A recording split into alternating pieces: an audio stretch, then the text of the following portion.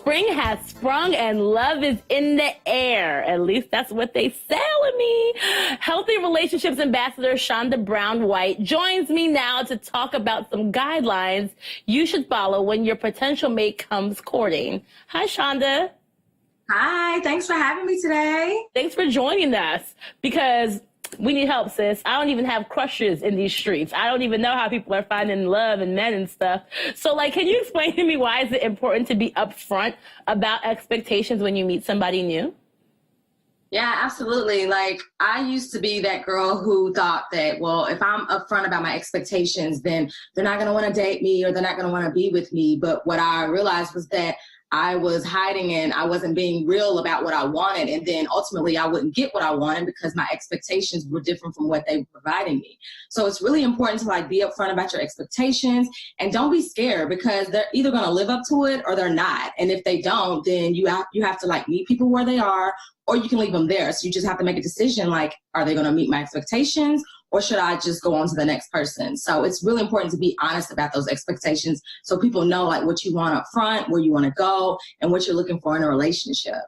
That makes sense. It also seems like, you save time, because you can waste a lot of time just pretending you want something else. Exactly. And you get disappointed. That's a lot of times when you experience heartache, because you're expecting them to be or do for you what they never signed up to do. So especially if they don't know and they're like, well, I didn't know you wanted to be in a relationship. It's well, you didn't communicate that. So it's ultimately you're disappointed. Right.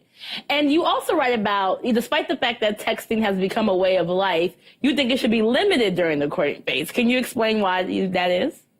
Yes, absolutely.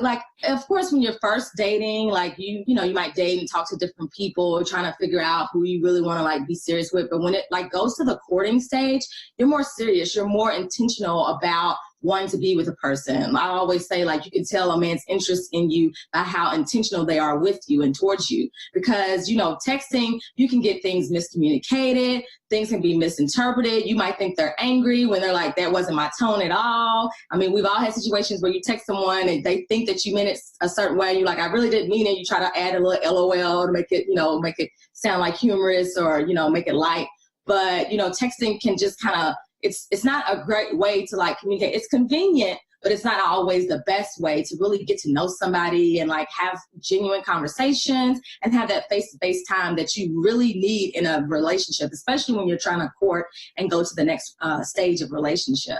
No, I agree. I mean, if a man cold calls me these days, I'm impressed. I'm wow. Who are you? Exactly. Who raised you like this? Thank her for me. But let's talk about actual dates. Why do you consider Netflix and chill lazy? Because it is. It's you're not putting in any effort. Of course, my husband and I, we Netflix and chill a lot, but we're clearly married, and it's we don't have to go out all the time. But it's lazy. Anybody could just say, well, you want to come over to Netflix and chill, and then it's kind of I'm worth a date. I'm worth you taking me out on a date and putting in some effort. People call it old school or whatever, but it's no, as a woman, I'm worth you taking the time to get to know me, especially if you're courting. If you're trying to take things to the next level, I need to know that we're not going to live the rest of our lives just Netflix and chill. I love Game of Thrones just as much as the next person, but guess what? I want to go out. I want to hear some live music. I want to go to the movies. So, Netflix and chill is just a lazy kind of excuse to say, well, I don't really have to put in much effort. And unfortunately, it's kind of become the standard now. It's oh, that's just what we do. And it's no, you can expect more, and you can actually expect a man to take you out on a real date. Yeah.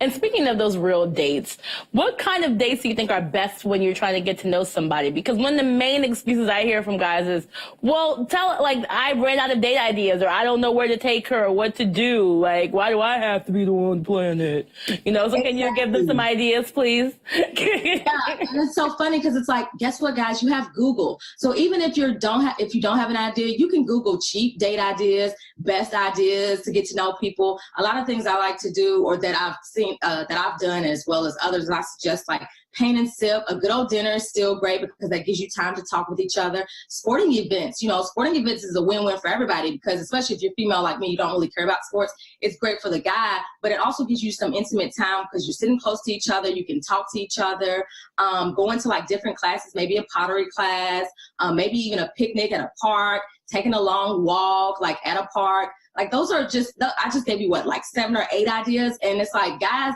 they want to make those excuses, but it's like, if you can't even come up with them on your own, Google is your best friend. Like just Google it or go on Twitter and search for date ideas. Real. So I want to talk about, you know, when dating doesn't always turn into a relationship and the way you should go about breaking it off when you don't feel anybody. In the age of ghosting, can you please talk about like the respectful, properly communicated way to break it off if you're not feeling somebody anymore? Yes. One of my personal dating, what I call 10 commandments is thou shalt not ghost her or him. If you want to break it off with someone, just be honest and say, listen, this isn't really what I thought it was going to be, or I'm just not this isn't going to work for whether it's timing or we're just not that compatible, you know. And I'm not going to say that you shouldn't text. I don't, especially if you're just dating somebody, I don't necessarily disagree that it can't be a text. Like you can text, but you know, at least provide some type of explanation, especially when it comes to women. A lot of times they want closure. So if you're just ghosting a girl and you're not saying like why you left or why you're no longer talking to her, like that can be kind of hurtful and you can be kind of confused, like, well, I don't know what happened. We were talking every day and then he just stopped talking. So just be honest. Like honesty is the best policy. It sounds cheesy, but it's true. So it's like, just be honest with the female or the male and let them know like, hey, this just isn't working out. Like, I'm going to have to move on.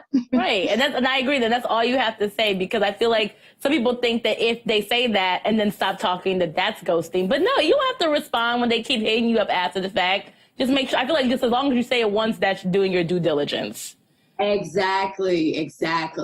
Well, thank you for joining us, Shonda. You can buy Shonda's book, Don't Be a Wife to a Boyfriend, on Amazon now. Up next, Isaac sits down with actor Rachel Dratch.